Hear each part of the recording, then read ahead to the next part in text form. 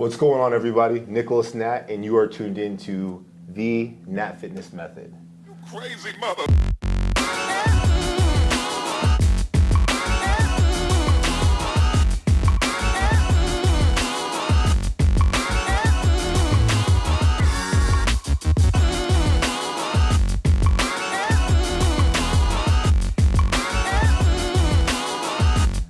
Thank you guys so much for tuning in today. The Natt Fitness Method is really about optimization. As you guys know, I'm an ambassador for change and for prosperity and growth. What you also understand that in the pursuit of building a better life and a better future, you need tools and strategies, but having those ideas is not enough.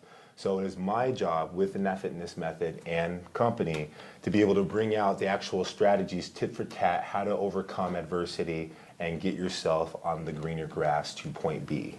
So having said that, I would love to do the due diligence of introducing my next guest. Most people know him as the ringleader and the chairman of the Colorado NPC.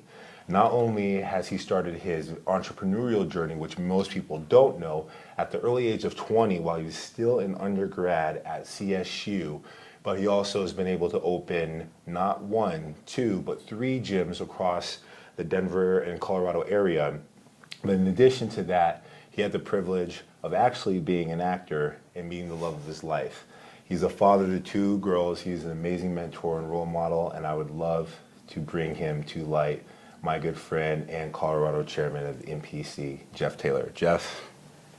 Thanks, Nick. Hey, man. It's going to be fun. Looking forward to this. Thank you so much for coming. We always have a great time when we talk. And we do. It is funny because my world is about everyone else. So it is true, no one really knows. 99% of the people have no idea who I am or what I do. Exactly. So I thought it was an interesting point. Like, oh yeah, I pretty much think no one does know. You see all the moving parts, and you play such an important role because you have to be almost the man with every hat, know what's going on at all times, and be able to step in on that day. And I think that when people get a chance to see you, you're in that servitude role, and so it's hard to do the personal thing. And so I think this will be great. Yeah, well, and it's frustrating for me too because that's the part I like the very most. Right. Is just interacting. Like we have over the years, you know what I Right. mean? That time at the gym or just wherever. And so I don't get that, so that's why I go to so many different gyms and try to run to as many people as possible. Absolutely. Just so I can have some of that, you know, because that's what I love to do. Well, it's the connection. I think that that's kind of the big piece, right? Like we as humans, when we talk about, you know, authenticity or feeling connected, feeling desired, feeling wanted, that really comes from doing the face-to-face thing. We actually had a conversation about technology on the way over here. Yeah. We won't get into that yet. Different podcasts. But, you know, the ability to, I think, harness and to build and cultivate relationships with people, find out the common interests. I mean, that's what allows things to go next level and not stay on the surface, right? So yeah. That's the important stuff. Got to keep moving forward. Got to keep moving forward. Well, speaking of moving forward, you know, there's these things that people don't know, right? And so many people have had the privilege of meeting your wife, Melissa, right? And you know, when we had a chance to interview, you attributed so much of the man that you are and aspiring to be because of her. So, what is it about your relationship on a almost 22 years now, right? Yeah. Growing. Wow, what is it that went about fast. her that, you know, is just like pulls you in, man? That like. Well, it's interesting, and you know, I've thought about this before, and it just kind of dawned on me. Maybe about 5 years ago, what really attracted us to each other, I couldn't have described. Like one of the top three things that were deal makers. And now I have the words. Neither one of us knew what it was. We just knew that we liked that. Right. And what that was we're both really teachable and we're lifelong learners. And that's been so crucial in our relationship because, man, it is a messed up world. And things go crazy. Lives go crazy. Relationships are messy, you know, but it's like, I want to learn. It's like, wow, why did I say that? Let's just take a time out. I'm going to go visit my counselor, Rick Gent, because I don't know, you know, and of course I go with a list of like, I need a script. You know? Sure. He starts laughing. Give you the tools and like, dude, that's not how it works. Not how it works. Sure. So, you know, when you're learning, I want to get better. I don't, you know, and that's what, when someone's in your life like that and you want to proactively move forward, you have to get better, and because you want that relationship to grow, and it's just the most amazing thing. And during the day, because she's an entrepreneur too, very successful in her business, and it's the reason why she's paying to put her kids through school. You know what I mean? That's her whole focus, and it's been cool to watch a teacher go from third generation teacher turn into an entrepreneur and learning how to create value, and what's that value worth. It's the most fun thing ever for an entrepreneur to see that, because that's what we do. Right. It's like, if I can't create value, well, no one's going to participate. They're not going to come to my shows. They're not going to pay anything. So I have to constantly feel like, how can I, and that's why even my daily thing is like, how am I going to create value in every person whose path I cross today? Yeah, I think that you said this was a quote that you got from Chris Felton, right? Yes. Wow, you're and you had spoken about, and again, I'm going to try not to butcher it, but you said, my job is to wake up and figure out how can I impact the lives of everyone I come into encounter with that day. Something of that sort, right? Yeah, and I put it with a prayer, and so I can proactively think that way, and then go like, I need help. I don't really know what I'm going to say or do, but at the same time, it's like that's, as a customer service person, that's who you are. You're creating value with every member. Every single day. Yeah. How is that going to be shown? Was that obviously clean restrooms and equipment is well functioning? Right. You know what I mean? Those things that no one's going to say, hey, great job keeping those urinals clean. Right. That's just a thankless thing that's expected. The expectation, and right? you have to present that value. The same thing with what I do.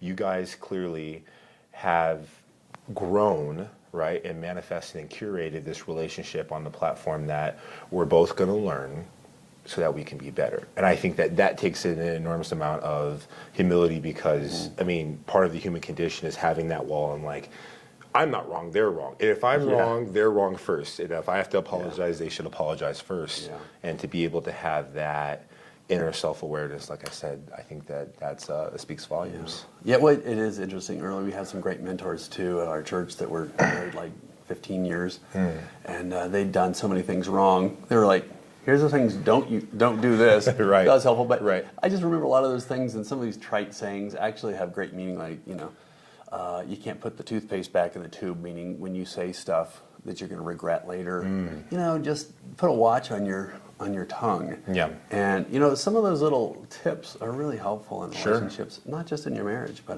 everywhere. Because exactly what you said, when you're operating from a point of anger, rage, entitlement, or any of those kind of emotions, you're probably not going to say what you really want to say, and it's going to probably turn out badly. Right. You know what I mean? And we've all had those experiences because we're human. Right. But the more that you can kind of temper that and just balance yourself out and go, what's really important here? I think the only way that you can really progress is finding different ways to keep, going, and, resilience is such a big part of that. So like, what's your go-to? How do you build yourself to be able to do the things necessary to keep moving forward? That's a good question. So many angles on that. What comes to mind, first of all, is sometimes you want to modify your own behavior, because what's the statistic? If you don't do anything different proactively, you can do 97% of the exact same things every single day. You're never going to change. And people want to change, they want to grow. You need to create a pattern. You need to create pathways. Ask for help, I think is a big one. As guys, that's hard. Really, I think I'm probably one of the fraction of a percent of men that go to a counselor. It's like, you're messed up. Who's not? I'm like, sure. Yeah. Right. So it's like, wherever you have to go for help, and I think guys, honestly, I think the Brotherhood of Iron is a great place for men to connect, because most guys don't talk, except for the gym. And you can cultivate some great relationships with other buddies at the gym, and try to go that next level and ask for help. And I think that's the big thing, especially when there's things that you can do. Sometimes those emotional things aren't going to work. You know what I'm saying? I have this emotional issue. I wonder if you can help with it. That's probably going to happen. But at the same time, there might be some things like, through projects, guys get to be better friends. And you can trust each other more, like, hey, I need some help finishing my garage. Is there any chance you can come over this Sunday? Right. Like, yeah, guys want to do that. You want to help out, right? You want to help out, right. And those are the kind of times where we have those conversations. But I'm just thinking of something, I don't know if I told you before. I think it was hilarious. I just couldn't modify my behavior to do what I wanted in the marriage, especially when we had kids. And so I asked my counselor, I was like, I'd like to be home for dinners. That's a great time. You're supposed to have dinners together. That's connecting. I want to do that. Why do I always have to be at the gym? You know, I can't change my behavior. I need to be there. I got to talk to people. I got to whatever. And so we had a game basically set up where if I had to come up with three. I picked the easiest things I couldn't fail on. Okay, we hate to cook, so I'm going to cook 3 meals a week. I'm going to be at 3 breakfasts and share 3 dinners. How can I mess that up? Well, when you do mess up, if you think that's something you can't fail at, you have to find a friend. I picked out one of my buddies. We have to pay him $25. Cash. And for every occurrence? Every week that I didn't achieve what I wanted to do. And after about $275, I had that behavior modified. I was like making breakfast every day. Yeah. It's like, well, I wanted to, but I needed help. And I just think that's what you have to, and you're great at it because you're always looking to other mentors. And I see the things that you're researching and looking, you just have to go outside of yourself. Because you get stuck. Why do you think that as a society, we don't have the same level of awareness and intention behind helping people feel comfortable discussing what's going on in here, but if it's on the outside, then it's like, oh, yeah. By all means. I don't know. I think even as a business person, I think most of this is learning how to get out of your own way. You know what I mean? Unlearning things that you figured out when you were a kid. You're not a kid anymore.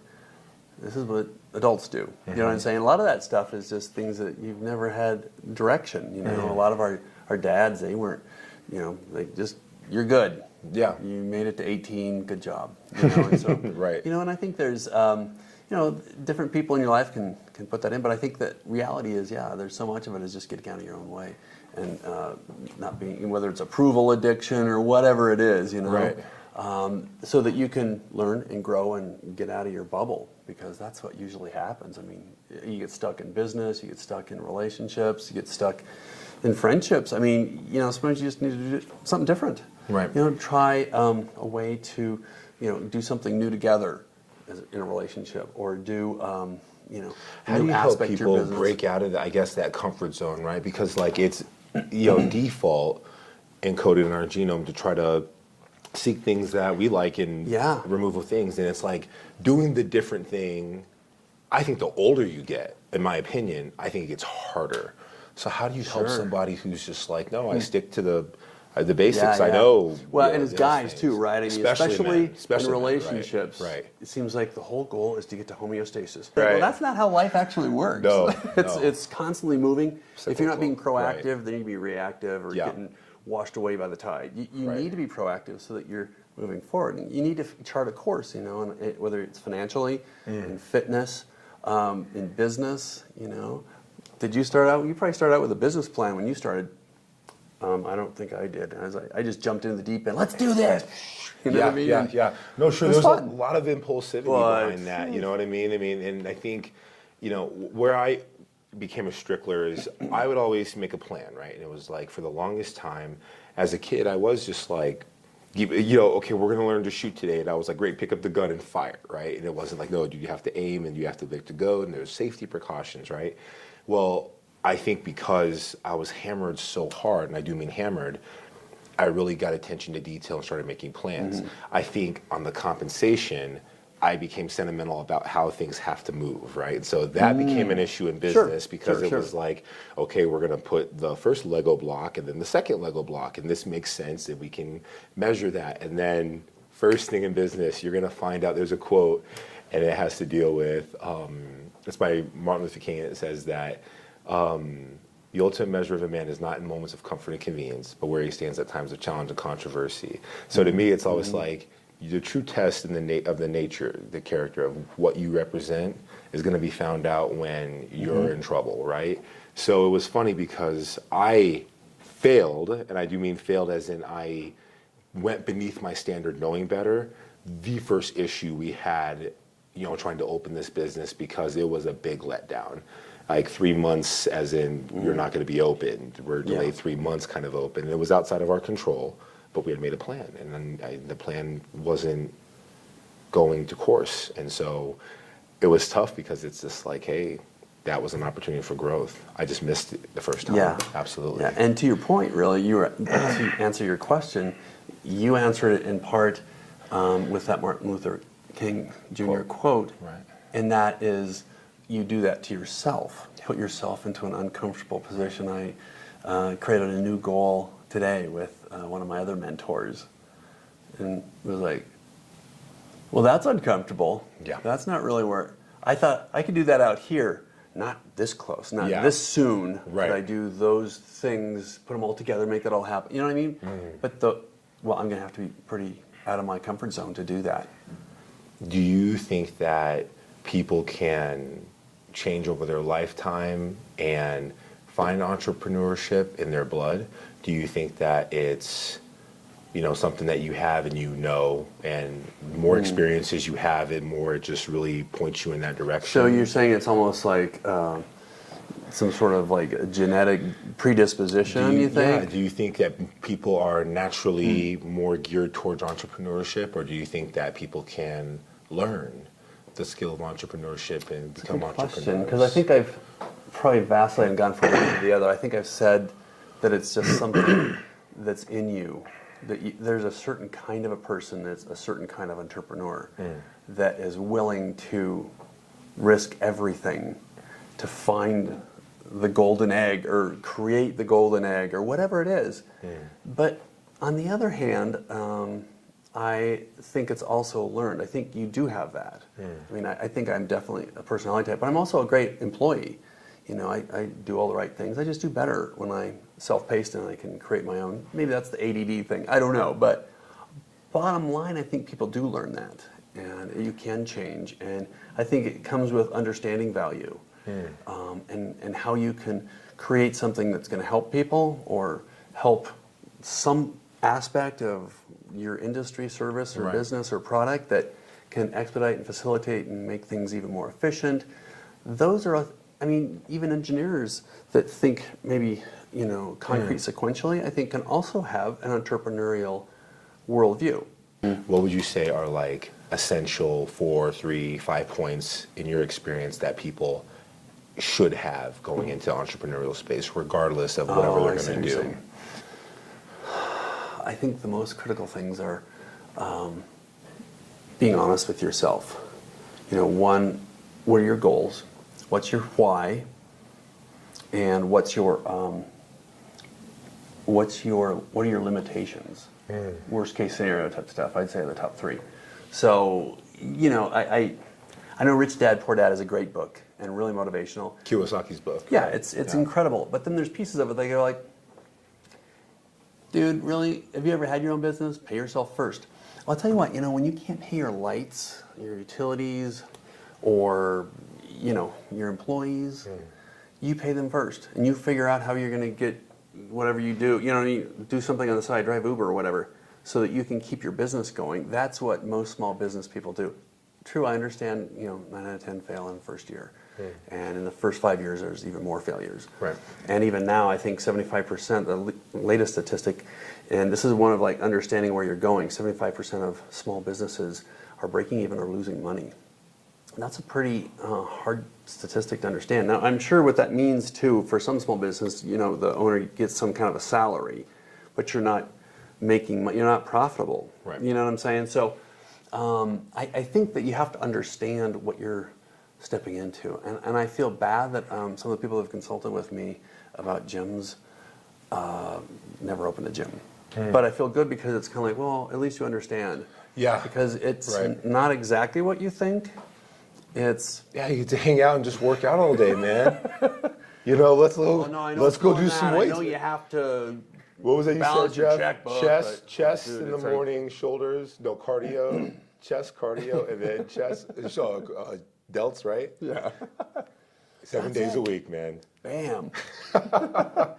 No, I think it's awesome what you talked about regarding the, you have to be honest with yourself because, I think that it's so easy to maybe not even intentionally lie to yourself. I think we constantly do that. No, we're okay, or we don't have to, don't worry about it, don't worry, it'll be okay, right? Or this one time won't matter, right? So Or you just don't think about it. It's like, right. what is the worst case scenario? Could you deal with that? Could you deal with that? And I think that, a lot of it just has to do with the people who are becoming entrepreneurs, dreamers, right? And we see that dream happening in our vehicle, in our ship manifesting, and it's like, hey, the layout is done. Let's go. And I think that in that, it's just like, okay, but just know that this is what's on the other side. You can't just look at everything that's, lights and sun rays and positivity, because there are, risk. That's what makes it a risk. And I think that does take an element of honesty, and a lot of people in any facet of life, I don't think, have done that. Honest with themselves. Yeah, and I guess what I also don't want to be too negative, because I love dreaming, and so many people can really make those dreams happen, and they seem unrealistic.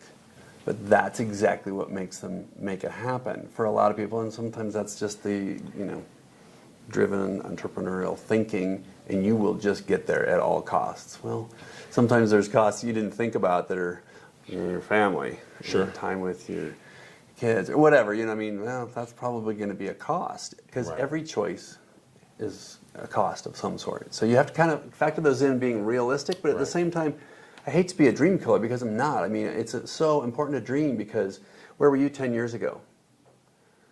Could you, imagine where you are now? Did you picture this? You might have, but a lot of people can't. Part of it, yeah. Yeah, think about how it was so different, and look at all that's happened. Sure. Now, 10 years from now, where are you going to be? Right. Now, if you don't make any changes, it just might go around here, but you're going to be proactive and looking for a particular place that you want to go. And even if you fail, it's okay. It's good to have a point, and you go, because there's always corrections mid-course. Sure.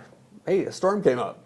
We had to go around it or whatever. You know what I mean? That's just life. I think it's the funniest thing. That's kind of fun, really. We see that picture, right? It's just like, your goal, point A, point B, and like it's a linear line. It's like what life is really like, and the person's kind of all over, up and down. And I think that's what, unfortunately, if you want to call life a game, your ability, because I think we all have greatness within us, and I think that level at which somebody wants to pursue that is, marginal. It's circumstantial. I don't think everybody is going to, or they should, but I think that everybody has capacity to take it wherever they want to go.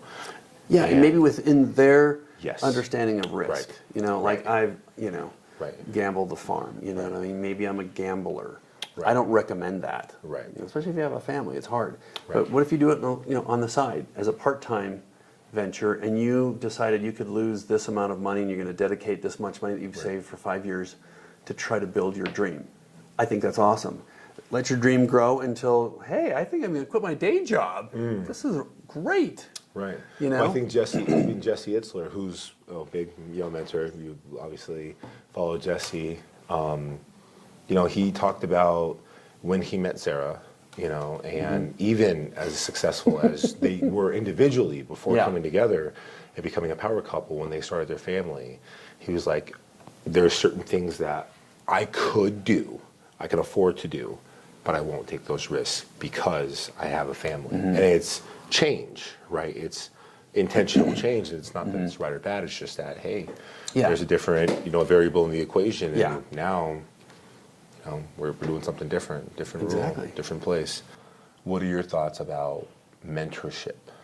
Gosh, I'm 1,000% for that, because, look at apprentice programs, how successful they are. You're learning from the best. And I was so blessed and lucky and thankful that I have my coach in college still coaching me through life. He's my mentor and does my taxes. We just talked this weekend. Brian, right? Yeah. Brian, right. So, that's, and I learned the world of entrepreneurship through him. He was a guy that went through the gymnastics program as well and got his PE degree. And then when I met him, he was assistant coach and he was getting his MBA. And he passed the CPA in process because he kind of needed that. Who does that, right? But he had even a retail shop just off campus, and he had gymnastics camps and kids camps, and I worked at all those things, and you got to see the workings and how that really happens. And it was fascinating, and that's what really gave me a start in business. And I started my first gym just a couple years after college. Right.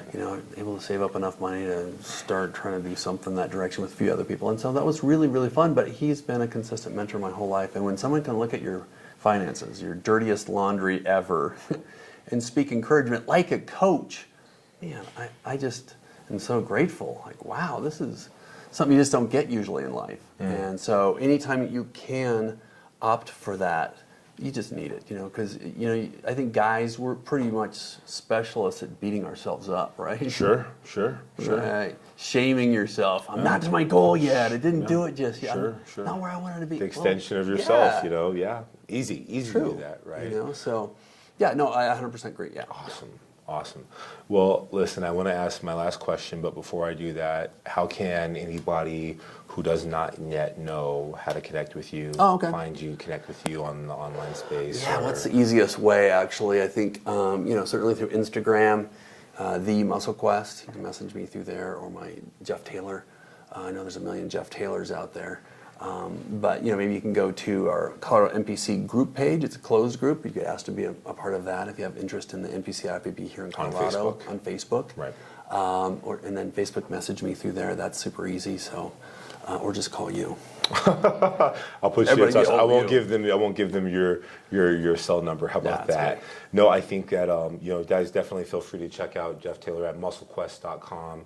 And again, if you go onto Instagram, then you have the link posted. Yeah, and The Muscle Quest. The Muscle Quest. You can go on there and see all of the events happening and exciting stuff going around. But the it's NPC. fun too, because the one thing we didn't really touch on is I love my staff because they're as excited as every athlete, because there's a feeling on the other side of the table now that you've seen it, as well as an MC and being kind of a part of our crew. Right. How excited my team is to do their best job, and every single person had a great experience. Right. There's a feeling, in live event production that you get at the end of a deal, where you're like, wow, we did it. They didn't see all the things that blew up and whatever. It was perfect out there, or close to it. It never is 100%. Sure. That's always the goal, and Right. and we have a group of people that just love that and want to take care of athletes and help them have their most amazing experience, whether it's a bucket list or a lifetime goal. Because, you have to really look at the athletes, and it's like, these people have done an enormous amount of work, and for many of them, this is the prize. This is the very important day, and I think playing into that experience that they have in their head. At the same time, for those who might have the anxiety and the nervousness, being such a good help and being able to offset some of the worry, what I mean? Because that's a very vulnerable spot to be in, when you're on stage, especially for the first time.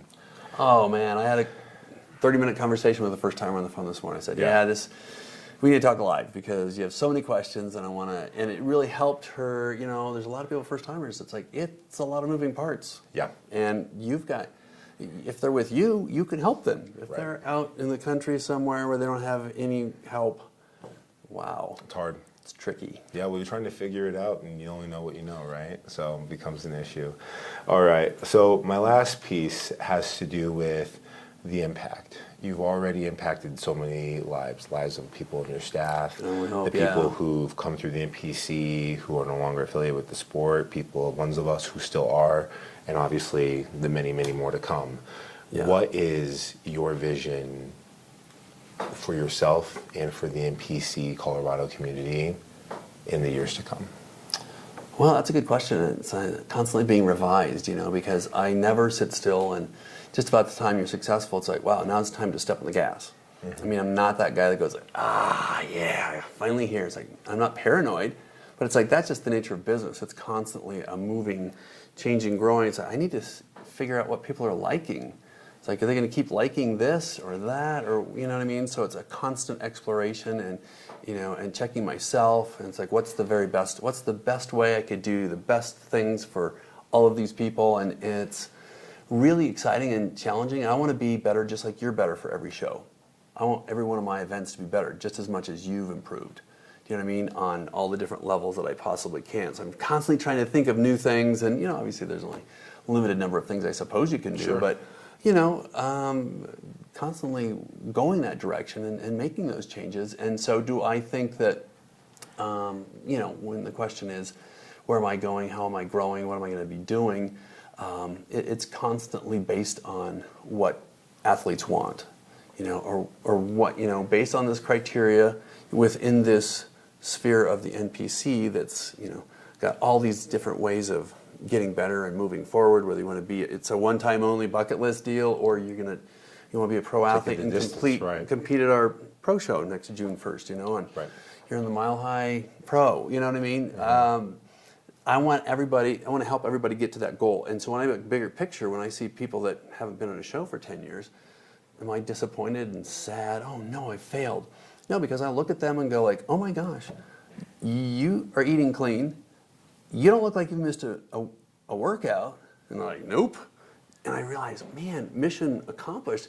I've helped someone change their life, because before that they were just kind of all over the board. You know what I mean? I've been around so long now. I know guys that competed when they were a teenager. Now they're like 40 or something. Like, wow, that went fast. Right. You know what I mean? And but the thing that's cool about that is you're like, wow, especially with women who, that relationship with food is so critical, and it can be really harmful. And have we seen bad things happen? Yeah. But through that, sometimes most of the people that go through the process, that's usually the hardest thing they've ever done. Right. But in the process, they're learning, wow, this is how I can look, but I can't live here like I do on show day. Right. That's unrealistic. And when they realize that, they go, wow, I love that, but I can come back a couple of clicks here. Right. I look pretty amazing. Pretty amazing. I love how I fit in my clothes, and I can eat all the things that I should eat. I'm not going to eat junk. I don't want to eat junk because I want to stay here. Feel good. I think that's awesome. Feel good. You know what I mean? And because here's the thing. I mean, when you're in your mid-20s, you have more disposable time a lot of times. You don't necessarily have a family yet. You're not driving kids to soccer, or something. So, I do see drop off and then pick back up. Because people, oh my gosh, I've started a business. I work in 75 hours a week. You know what? But they don't miss a workout. They don't miss too many meals. And they stay at a place where they're still improving or at least plateauing, and then they come back at 35. Yeah. And they're like, whoa, I haven't seen you for 10 years. Yeah. But you got better. You know what I mean? It's pretty cool. I love that, and I think that's hugely rewarding, because that's a bigger picture. I want to try to make the world a better place in my, teeny little tiny way. I don't know. Maybe it's silly. Yeah. Well, no, not at all. I think it's great because, you're sitting here talking about the influence, right? You can sit there and help a person, plant their seed, cultivate that seed, and over time it's going to continue to put down roots and get stronger, and those roots are going to be the things that are going to reap fruit for people later. And those fruits are, hey, I know how to eat healthy, I know how to take charge of my life. If I am in a position where I see myself go too far outside of my own standard, right, wherever that is, then I know how to move myself back in. It's understanding, as much work as it is to do the workouts and the cardio and the weights, and you could be the busiest you are, but if you can do that, you're almost going to feel like a calmingness, like a centeredness, right? And it's learning to take care of yourself and extend the longevity. And if you're going to be here, you might as well be happy, because there's no point being here for a long quality time. Of life. Absolutely. There's no point being. You're going to live 100 years, but you're going to be miserable for about 80 of them. It's just let's cut the cord. Just drop me from a plane, no chute, like we're good, right? So, I think that's great, and very well thought out answer. Obviously, a lot of selflessness coming from the dynamics of really wanting to understand where people are, and then being humble enough to ask those questions and do the research so that you can impart that. And I think that's a great thing, and I'm excited to only see what more can you do. What's next? We'll keep moving forward, man. This is Never awesome. Stop. Jeff, thank you so much for coming on the man. show. It's a blast. You guys, Jeff Taylor has come and definitely given us his genuine perspective as well as his experience. Until next time, my friend, Nicholas Natt with Natt Fitness, signing off.